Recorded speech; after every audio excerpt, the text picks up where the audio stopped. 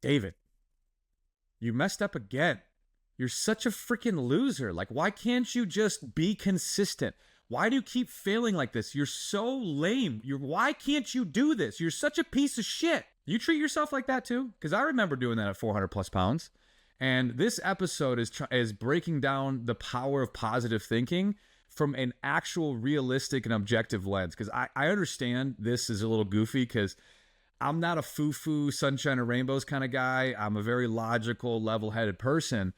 But this episode to me is extremely important because it played such a huge role in my consistency, because there's nothing worse than treating yourself like shit and belittling yourself over and over and over again and thinking you're going to actually make a major shift in your life. Good luck. And so, John, the power of positive thinking, the power of self-talk in this whole world, kind of define it for me. From your lens, how does this look to you in making this transformation? Well, I think that this transformation begins with how you perceive yourself to the rest of the world, right? So you're not going to make any positive impact on your journey unless you start speaking positively about yourself. That negative self-talk, it holds us back a lot. I mean, you said at the beginning of the podcast, how many times have you looked yourself in the mirror and been like, hey, bro, you're fucking up, or you're a loser, or this or that? Like, when I was above 500 pounds, like, that was a daily constant for me. I spoke negatively about myself on a daily basis, on an hourly basis. I think we get so programmed with how the outside world perceives us that we kind of start taking it as truth, and we start projecting that on ourselves. And even when we don't think that we're doing it, we're hardwiring our brains to kind of think this negative thought, when really, if we just change the frequency of our mind, we would be able to see the positive and so much more that's going for us. 100%. Because it's like, you sit here, and when I think we can we'll dive in this a little bit more because farther on in the podcast episode, but it is so crazy to me how we get caught in these negative loops. And so I'm sure the amount of times you've experienced it for yourself and with others, we never give ourselves any accolades of progress. But I also want to give the flip side here. And so make sure we understand like the power of positive thinking and the idea of supporting yourself through this journey and building a better self-image and personal relationship with you. I also want to make sure that this isn't about sunshine and rainbows. Right. We know plenty of people in the body positivity space that live in delusion. Mm-hmm. So this isn't about like delusion of like, yeah, my life's great. My body's amazing at 500 pounds. Life's fantastic. This 500. No, that's not what this is about. But it's also understanding that the way you treat yourself will massively influence your daily habitual patterns. And so the science is always super fascinating to me. Like, again, we won't go into like too much of that stuff because for most people, it's not their go-to of like understanding dopamine and serotonin and all this kind of stuff. But I want to give a realistic standpoint of how positive thinking really helped me. And so 400-pound me, actually, I was probably down down like 30, 40, 50 pounds at this point. I read the book, the Neuro-Linguistic Programming, and by through Tony Robbins, and learning about physiology, focus, and language, and how your neuroassociations affects how you feel, which then ultimately affects your actions and then your results. Mm-hmm. And we've created, so many of us create this negative pattern to eating healthy. Like eating a grilled chicken salad has to be some like, oh my gosh, I'm eating healthy, so I'm eating a grilled chicken salad. This sucks. Right. Well, guess what? Good luck being consistent with wanting to fuel your body better when you treat that food so poorly. And when I was in my final year at college, I was learning this, and I was like, all right, I got to build some positive associations to eating more nutritious foods instead of being so negative. And so I had my grilled chicken salad in front of me, and I had some college buddies around me, and I literally stood up at the table with my buddies around me, and I go, David, good job, sat down and ate my salad. And I just told myself, like, good job for making a better food decision instead of what could have been pizza and ice cream or whatever else. But again, positively affirming what I'm doing instead of constantly this negative talk of, you got to be on a diet, David. This is a diet. This is destructive and negative. And that just constant negative mentality of dieting or yourself, you think you're going to do that for 30 years? Like, good luck. If you don't enjoy what you're doing, you're never going to create long-term sustainability. So for you, John, what was like a realistic behavior for you that you brought in that kind of really helped get you going in your transformation? I think the whole mantra of the gains in between, which we've talked about on this podcast, kind of positively reinforced a lot of things for me. Because I always fell into the habit of big picture, big goal, I need it right now. And every time I did that, I was, biting off more than I could chew, which led to me negatively thinking about weight loss, which negatively made me think about, the outcome of all this. Was this even worth it? Or am I just really this fat, stupid kid who's never going to make it like everyone, kind of put out there my whole entire life? Which brings me also to the point of, like, we've said it on this podcast a few times, but you are like the 5 people you spend your most amount of time with. You're your 5 closest people. So if you're constantly around these negative talking people who are negatively enforcing the fact that you are overweight or you are doing something wrong, or, if you only did it like this, you would have this outcome. Well, you're telling your brain constantly that those things are true. So I also got into the affirmations at one point in my journey, and I would try to look myself in the mirror every day and be like, I like this about myself, or you're a champion, or you are going to lose X, Y, and Z, whatever that number goal was at the time, because that was something else I needed to teach myself. That number goal had to rotate all of the time. Like, having that big number goal of, I want to lose 300 pounds, that 300 pounds gets bigger and bigger every day. Right? But when you break that down and you're like, I want to lose 10 pounds over the next 3 to 4 weeks, that goal becomes a little bit more possible, which in turn makes the experience so much more positive, because when you sit there and you say, okay, John, I need to lose 300 pounds, but I only lost 2 pounds this week. That 2 pounds seems so small, itty bitty, doesn't make an impact. But when you're like, all right, I'm trying to lose, 10 pounds in the next 3 weeks, and week 1, you lose 4 pounds, that 4 pounds is huge. That 4 pounds, that's totally different. It's not the same 4 pounds as it is when you're trying to lose 300 pounds as opposed to losing 10 pounds. Like, and I think that puts such a positive spin on things. Like, it really does change your entire outlook on the process. 100%. Like, that's where I always kind of say the idea, a couple things to come off of there. What's funny is, literally, as we're going through everything, you're talking about environment. I'm like, that was the next thing I was going to bring up. But going off of what you're saying with goals, there's something to be said about, like, the idea of sweet spot goals and getting into that world of like, there's the mind has a hard time when you set a standard or a goal and you fall short of it, no matter how significant it is. For most people, you actually undertone that response. Meaning, if you set the standard that I'm going to lose 5 pounds a week and you lose 4, you actually you may feel good, but you don't feel great, because, like, the goal was 5 and you did 4 and you think that's not good enough. Right. But if you set the standard that you're going to do 2 and you do 3, immediately, like, I exceeded expectations. I feel amazing. Yep. Knowing I'm actually doing better than what my standard was. And this is what gets so many people, is they set these audaciously high daily and weekly routines and goal sets. And actually, when you fall short, even if this is why I love the mentality of people saying, hey, aim for the moon, and if you miss the moon, you hit the stars, blah, blah, blah. And I understand there is this idea of vision and all this kind of stuff. But on a day-to-day basis, when you consistently miss your mark, the majority of people do not feel good about it, regardless of the progress you're making.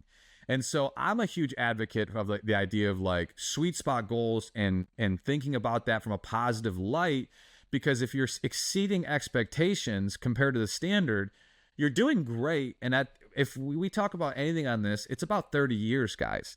So like what happens on a day-to-day, week-to-week basis compared to 30 years? You can lose 6 pounds or 60 pounds in 6 months. If you gain it back over the next 6, what is the point? Right. And it just creates this revolving door. But I wanted to dive in a little bit deeper on your next point, which was community and who you surround yourself with.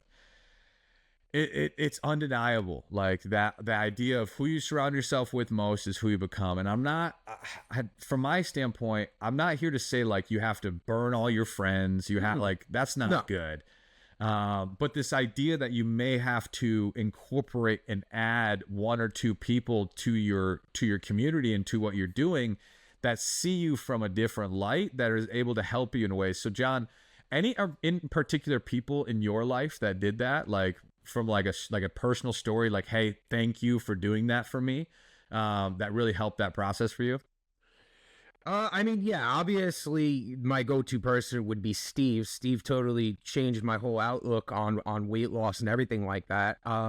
He's really the one who kind of drove home the point of, needing to break down those big goals and make them way more realistic, and to speak more positively about myself, when I was in the gym, because I would always be the one to be like, well, I'm too fat to do that exercise, or I'm too slow to do that exercise, or I can't do this and I can't do that. And he would always be the one to turn around and be like, okay, yeah, you can't do it right now, but in 4 months, you will be able to, or, whatever the timeline was.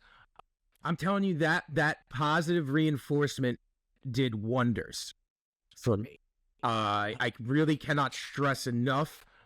Like David said, you're not expected to burn every bridge, right? Like don't go and delete fucking 1,500 contacts out of your phone. But like old David's dead. Every one of my friends are gone. Family, yeah. Word. But like, I'm moving to Argentina. Just like I say on this podcast, when it comes to food, like there's a time and place for everything. So there's definitely a time and place for certain friends. Like you will come to realize that you have certain friends that you can't talk about your weight loss journey to. And that's okay.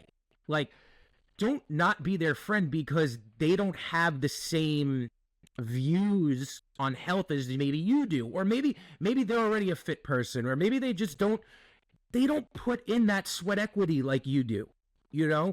That's okay. I had friends like that. What I learned is those friends, were just to hang out with and do X, Y, and Z, go to the movies, go to the amusement park, whatever the case may be. But those weren't my everyday, hey, I need to tell you what's going on in my life. This is what I need help with, because they weren't there to help me, And I realized that those were the friends that I was going out to eat with a lot. And, doing things that I shouldn't have been doing when I was trying to, make a healthier lifestyle for myself. So slowly but surely, they weeded themselves out of my life. I didn't need to cut them off. I didn't need to say, hey, we can't be friends anymore. But when I stopped coming around, when they wanted to go out to Taco Bell at 11 o'clock at night, 12 o'clock at night, they sort of got the hint after a while. 100%. So I got a funny story about this. It's like, it's one of these things where, again, a lot of times people don't mean it in a really damning way, but again, people deal with their own shit, and this is a way that they project it onto you. So when I was in my senior year of college, I was down like 130, 140 pounds at this point. I was just in the depths of it. And when you're in the depths of the original transformation, you're locked in. It was 5 a.m. workouts. I literally would listen to a different YouTube video of different motivational speeches from Dwayne Johnson and all of this shit. And I was like, okay, I'm going to fuel my body and my mind as much as possible. Because again, with people who've never experienced that type of destructive mindset and behavior, they don't understand the place you can be coming from. And this is... So like we're doing like this drinking night, and we were playing this drinking game. I wasn't drinking. I was drinking a Diet Coke or whatever. But we were playing this game. It was kind of like apples to apples, but you could you could write your own answers. Okay. So super interesting. And no one knew whose answers were what, but like you had a prompt and then you would write answers. And then you would write the answers based upon the individual. So I was the person, and so like I'm reading the prompt, and it was the prompt was what is my go-to guilty pleasure? Mm-hmm. And there was a couple girls there, and it was a bunch of people, and some of these girls knew me, some of them didn't, most of them did. And this one girl, it was actually hilarious. This one girl wrote on her little card thing, and I didn't know this at the time because I'm just choosing. And it was, she wrote, masturbating to motivational videos. Yeah. And I lost it. I was like, yep, that wins. That's that 100. That's the winner. Yeah. But I did that. Like, not the. Oh, you did? First part. But the idea. Oh, yeah. The idea of positively affirming. I went through that phase where I was like, David, I need to just double down on getting more a positive influence in my life and filling my brain and myself with more positive, impactful videos, books, people, everything.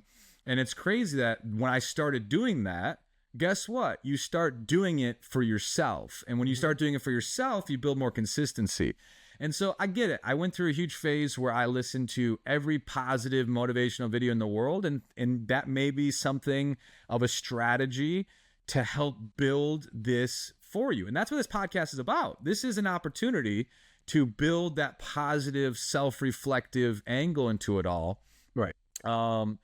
So when it comes down to like overcoming challenges and that positive mindset, like common obstacles, especially for weight loss, what are weight loss specific, extreme transformation specific obstacles and negative mindset that you think a lot of people deal with? And what was something that got you through it?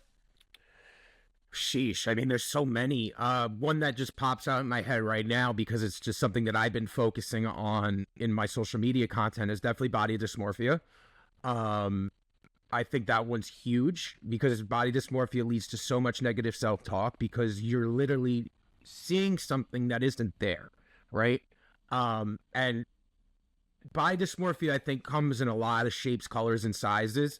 So, like, I was dealing with a form of body dysmorphia in the beginning of my journey where, like, I was losing a ton of weight and I wasn't physically seeing it in myself. So, like, I didn't notice any weight loss changes in myself until I was about 150 to 175 pounds down, right? Yep. Like, that's when I noticed the thinner face, you know, the flatter stomach a little bit. You know, I wasn't as wide. I wasn't as swollen.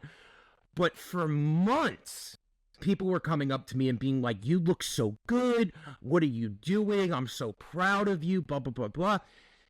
And that was messing me up because I was sitting there and I was like, I'm not seeing what you're seeing. So I don't know if you're fucking with me and you're telling me good job, like way to go, and you mean it, or like, is this a joke? Because I'm putting in the work.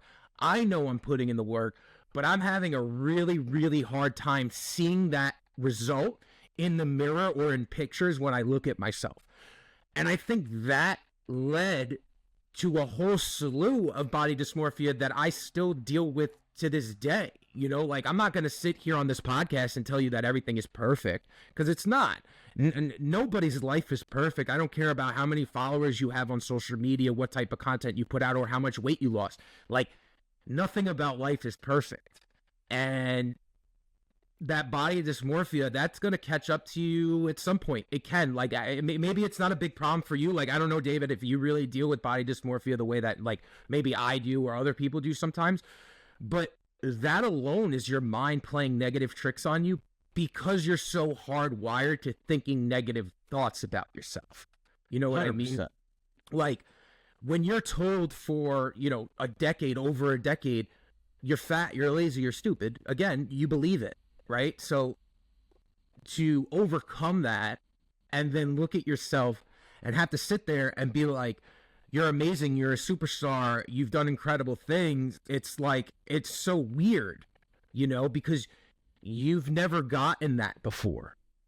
And when it starts coming from other people who haven't given it to you, then it even becomes bigger in your mind, and you're like, what is real and what's not real? Yeah, are they being sarcastic? Are they serious about it? No, I get you. You know, so you get lost in the sauce. It's really easy to get lost in the negative sauce.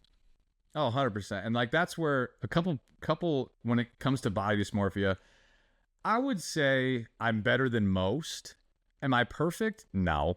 I would say I'm better than most in the situation that people have brought into in this situation. The reason why, like I'll admit the last like 2 weeks, when I don't go to the gym and I don't have my morning routine and I don't get that great pump and I don't see that great light, you kind of feel shitty. Like with this low back strain and not going to the gym and not like it can get you. But then you get that one good pump in, you see your good down lighting, you're like, yeah, we're back on it. Like so that plays a role. Is it this, don't look at me, no, it's not that. No. Yeah, but but like there's some people out there that are still like that. Like they can't take their shirt off in public. They can't do these things. Oh, I take my shirt off on social media. Your video, I love that recent one where it was like you just doing like shirtless, just laying back and like the fact that you're celebrating that you look like this after that, like, oh, I'm like, gosh, there's some just people that have horrible lives. Like horrible the fact lives. Because someone told them at one point in time that if they had skin surgery and they had all these scars, that they would be ugly and it would take away from all the hard work that they did. So I literally had someone tell me they'd rather be 500 pounds than have scars on their body from excess skin removal surgery. It blows my, Absolutely blows my mind. But in my argument, I think that's what, from the way I like have learned different, how the psychology of the brain works and all this kind of stuff, the people who use excess skin and surgery and those types of arguments as their primary reason for not doing it, it's the most surface level reason that they can grab a hold of. Yeah, of course. That makes them don't actually do the hard ones, which is, I'm just afraid of failing again. Yes. I'm afraid of giving myself another chance and falling short. Absolutely. Those are real fears. Yes. Like saying, oh, well, I just don't want to have a scar around my waist. You're so full of shit. Yeah. You're using that as your scapegoat to the hard fears, which is like fear of failure, fear of not being good enough. Like, don't kid yourself. But like going off. But I used to be that guy. I 100% was that guy at one point in time. Yeah. At my heaviest, before I started my weight loss journey, I would always say, well, why would I want all that loose skin? Or why would I want this? Or why would I want that? And really, it was just because I was speaking out of fear and ignorance and not wanting to admit that I've literally failed every diet I've ever been on. I've either cheated my way out or just stopped. And I'm not ready to confront that yet. Yep. And so this is the simplest, most trivial way that can make me feel better about what's going on. Because what is the other person going to say when I turn around and I'm like, oh, I don't want scars on my body. Oh, yeah, you're absolutely right. Like, that would be. Come on. I can't see my penis and I can't tie my shoes, but yeah, it's the scars. And walking up three little stairs to get into my house leaves me absolutely exhausted for 45 minutes. But yes, it's the scars and the excess skin that is stopping me. But going off of the body dysmorphia in particular, that's where learning how to build a positive self-image is super important. And it's completely outside of your transformation. It has nothing to do with it. And like, I've met plenty of people in the last 10 years of doing this that objectively look better than me, and they don't see it because of their own issues. Yeah. And so what is something that I've done personally, I still do it to this day. I do it quite often, as a lot of us are afraid of mirrors and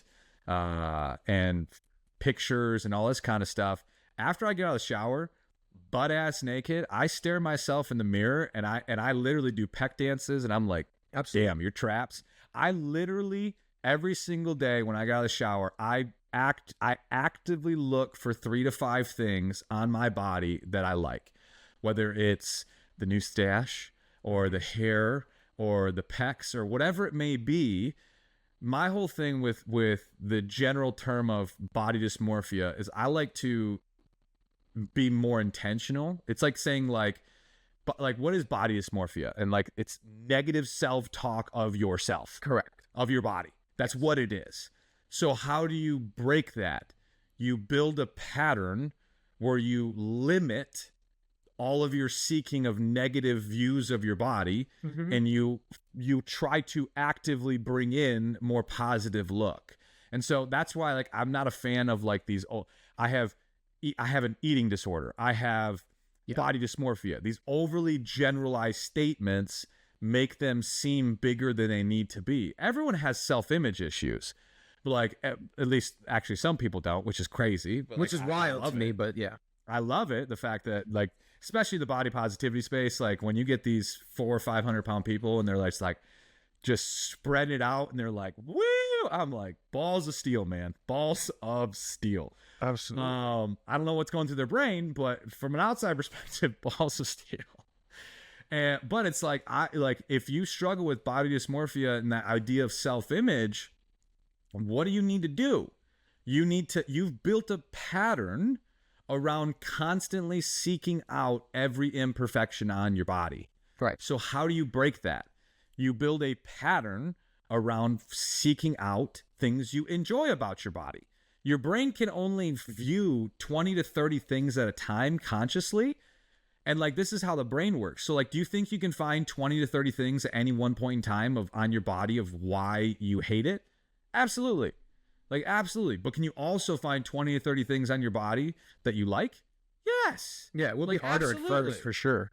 It'll be hard, but but that's the whole point. And so just getting into that pattern of seeking out positively certain aspects, and it could be freaking fingernails. It doesn't matter. Like, Right.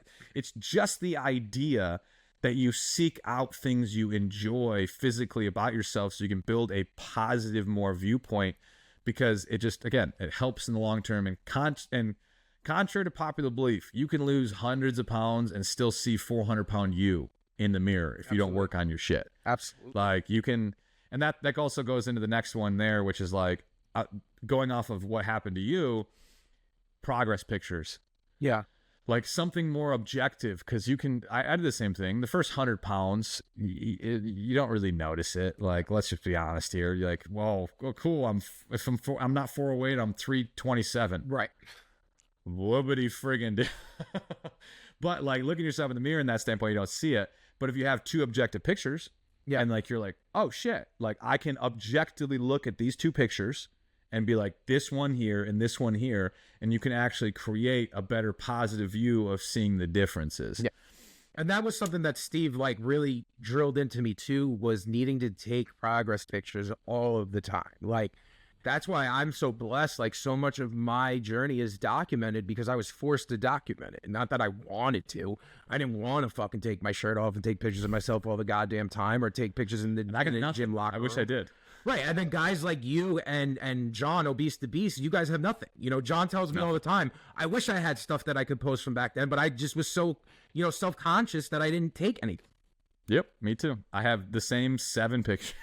It's life. Absolutely. So I actually want to kind of dive back into community, because I think it's super freaking important with law of association. Sure.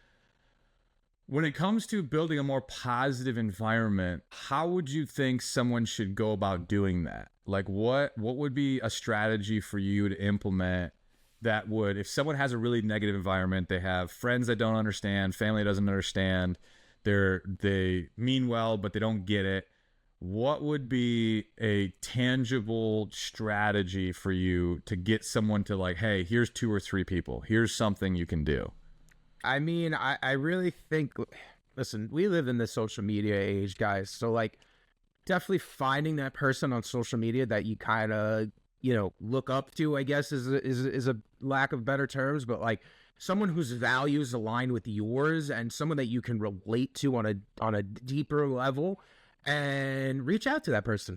I don't really think, you should be ashamed of reaching out to somebody, asking them, how did you do X, Y, and Z? Or what was your mindset, before and after or during? Like, we're so different, but we're all so alike, and we're all going through so much of the same bullshit, and we just don't want to admit it. So like, finding that person on social and just kind of implementing the things that they're doing, because it's all the same tools, right? At the end of the day, right? Like, as long as we have the tools, we could build the house type of mentality. And sometimes you need to find people to borrow the tools from, and never be ashamed to ask to borrow the tools. 100%. And I think I'm going to do a shameless plug here. It's like, as we, with Evolve You, Yeah. it's like, that's one of the things we understand is like, community is so friggin' important. So as we scale this and build the community, and we bring on more administrators to help on this, like every administrator that we bring in, we're going to vet. So like when you're in the community and you see an admin, like, no, like they're the real deal. We can't always say every single person in the community in a whole is like level-headed. Well, I gotta be honest there. We can't control that. But from like an administration standpoint, like if there's an admin inside the community, we vetted them. Like we know that what they're saying is respectful, truthful, authentic, and we trust these individuals. And so as we build out this community, that's one of the things that Evolve You is all about, is like, because we know how much law of association affects all of this.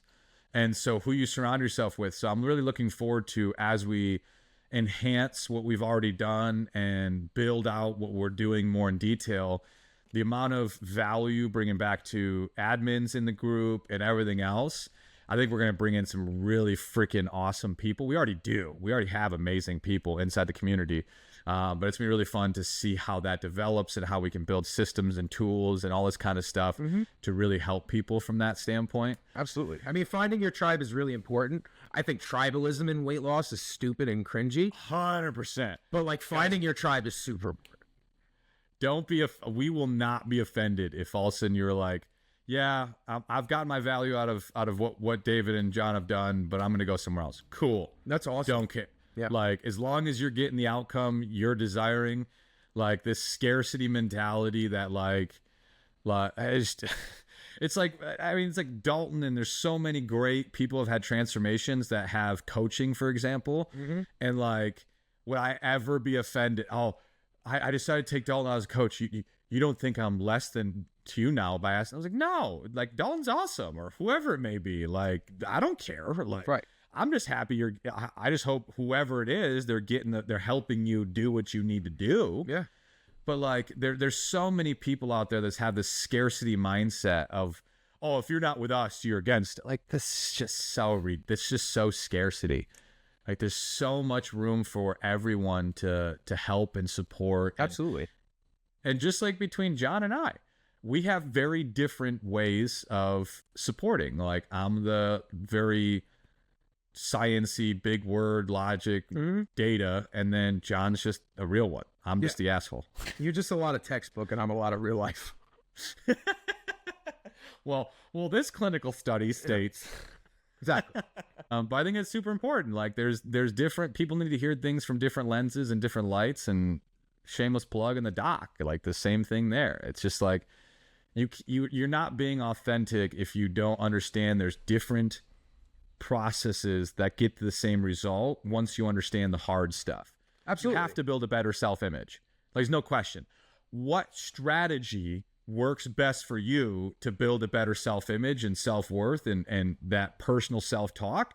We can talk about it. Like, do you like to read? Do you like to watch videos? Do you go into communities? Do you just speak to a therapist? Like, there's so many great ways to go about it, and not one's better than the other, just different. Yeah, and I think those processes change too, because like David was saying earlier about like the beginning of his weight loss journey and the beginning of my weight loss journey, like I was obsessed at one point with motivational videos. You know what I mean? Like that was amazing for me. That gave me the fire inside to kind of attack what I needed to attack. But now I don't watch those motivational videos. Yeah, I don't much. I don't watch them really at all, and they don't really do anything for me because I've learned how temporary motivation is and how discipline is really what you need. But that's a podcast for another day.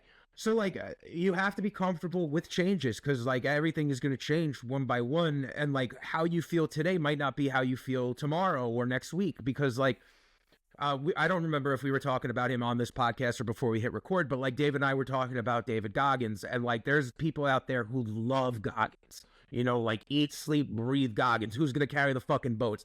And me, I don't give a flying fuck who carries the boats. You know what I mean? Like I hope the boat sinks. Only because I personally I don't like the way that Goggins does his whole shtick. Like, I think the guy is totally killing himself day in and day out, and he's actually not enjoying the life that he's built for himself, because now he's the running guy, he's the no pain no gain guy, he's the I got blisters on my feet and I'm gonna put more blisters on top of those blisters because that's just what I do now, and I'm not like that. You know what I mean? Like, that's not for me.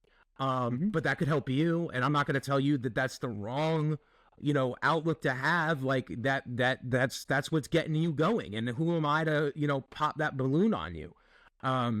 So again, the tribalism shit, I don't really care for, but finding your community is super important, and finding people that you relate to and you can have those transparent conversations with and you can be vulnerable in front of. That is really what's going to take you to the next level of your journey. And it's not, it's not going to the gym and making TikTok videos with broccoli haired 13-year-olds, but that's just. So let's go from, instead of 7 years ago, let's talk about the last year. Obviously for you in particular, you've had a shit show. It's been a shit show. Yes. And I think it's super important to be authentic with that, because like, every day is not sunshine and rainbows. We like, soon it will change. Like, you're going to have a season where everything, you're hitting PRs, you're locked, you're loaded. Oh, yeah. And then you're going to have seasons where you get in car accidents, you someone close to you passes away, you have an injury. Yeah. These things are going to happen, and and this is positive delusion. If you think your life is every day going to be sunshine or rainbows, yeah, fact. And things, because then you just hit a wall. Yep. Like, I'm not a fan of foo-foo sunshine and rainbows. Like, I jokingly say, I know my parents are going to die. It's inevitable. I don't know when. It could be tomorrow. It could be in 15 years. I don't know. I'm not going to be like, oh, my parents aren't going to die. Everything's great. Like, no, it's just delusion. Like, right. It's so like, you can think about things when the opportunity arises. And so for you, because obviously you've gotten through this in a lot of different lenses, but even recently you've struggled with some shit. What are the couple big hurdles you've had to fall into? What mentally did you really get caught up in? And then how did you get through it? I mean, for shit. What time? The last 7 months has been an absolute shit show for me. I was getting a car accident. I had shoulder surgery. I had emergency gallbladder surgery, which resulted in a huge bleed out. I needed 7 blood transfusions, and then my grandfather died, all within 5 months. It was like week after week, it was something else. And for me, during it, that survivor mentality kind of took over. Me and you have had this conversation to the side, but like, there was moments where I was in the hospital, because I was in the hospital for 11 days after I had my gallbladder removed because of those blood transfusions and stuff, where like, I was sitting there and like, things were going on around me and I was present, but I wasn't totally present, because I just had this mindset of like, okay, this is what's going on and we're going to get through this, and we're not even going to let this phase us. And because that's just the survivor mentality that I have. And then after all that was over, and you don't look any of those problems in the eye, you kind of realize that they're going to come and they're going to hit you any which way until you address them. So I definitely had some mental hardships with that. And I had to have real talks with myself that like, whatever I was going through was either a lesson or like, it's supposed to teach me something. Not that I did anything, but like, everything in life is a lesson, and how we grow from it is all up to us. Or I could sit there and I could be a baby back bitch and I could say, woe is me, and this is terrible, and I haven't lifted since December, and I'm a weak piece of shit, and I'm never going to get back to who I was. And I didn't want to be that person, And so I'm in therapy 2 days a week, and I'm talking that out with a professional, and I'm not letting it get the best of me. And is it super hard? Yeah, it's super hard. But shit happens. Shit happens to the best of us. And if you don't think shit's going to happen to you, Eh, brother, you never know what can happen, when it can happen. You know what I mean? You could be the fittest man in the world, but you could still walk across the street, get hit by a bus, and be dead. You know what I mean? It doesn't really make a difference. So if you constantly have that like victim mentality of why is this happening to me? Why is this happening to me? I'm doing so great. Like, why would God or whatever you believe in do this to me? You're gonna have a bad go around. You know, 100%. you can't run from your problems. You can't hide from your struggles. You gotta kind of like look them dead in the eye. And I don't want to say man up, but you gotta do what you gotta do. Like, it's hard, but perfection is a myth, and progress only happens when you fail. I think the big one there too is like going into positive thinking. You decide the meaning. Correct. Like, you can't control what's happening, but you can decide what it means to you. You can make the decision on how is this going to define you. Mm-hmm. It's like you see all these different experiences of people without legs, and they freaking climb Mount Everest. And there's people that have they have horrible things happen to them that justifiably you could be like, oh yeah, I totally get why he just wants to live in a wheelchair and just kind of float through life, and totally get Absolutely. it. That sucks. Listen, I could justifiably say the same thing about myself. Like, I'm at a point where like I did it. You know what I mean? And like I could literally coast for the next 2 years and never worry about going to the gym and probably eat like a fat fuck, and it wouldn't totally deter me that much. But like that's not who I am. You know what I mean? Like it's not the mindset that I've built, and it's not who I want to become again, because I know what happens when you do those things. And there's so much work that went into rewiring my brain to have this outlook, to have this mentality of this too shall pass. Because you know what? It's really hard to be in a scenario like I was in, and to constantly tell yourself this too shall pass. Because the one thing you want to do is be a victim and say, why is this happening to me? When is this going to be over? What am I supposed to do next? Like, it's so easy to become that person. It's really, really hard to be the person to sit there and be like, I'm going to get past this, and I'm going to not only get past this, but I'm going to be better than I was before this happened to me. And that's where I'm at right now. Like, I haven't lifted since December of 2023. It's June 2024. You know what I mean? Like, that's wild to me. I couldn't. Mine's just like 2 weeks, and it's fucking frustrating. And then you want to know why I'm having such bad spouts of body dysmorphia. But listen, I'm still getting on the bike every day. I have my routine, and that's something that I've realized, especially with my mental health over the last 6 months, is like I need a routine. I am nothing without a routine. And a lot of you who are approaching this journey or might be on this journey now, like, you're gonna find how important that routine is, and once you build that routine, how precious and how important it is going to be to your journey. And I know I went off on a long tangent there, but I hope I kind of got the point across. No, honestly, I want to dive into that, because like I literally made that post to you, I think it was this morning or yesterday morning, which is because that was the same thing. And like, we all need to have certain standards, expectations, and boundaries for friends and family, ourselves, and so on and so forth. And if you don't set standards, the world will set your standards. Absolutely. And and this is one of those bootstrap mentalities that people don't necessarily want to hear. The average person's standards and disciplines is just weak bullshit. Yeah. Like, I'm just being objectively honest here.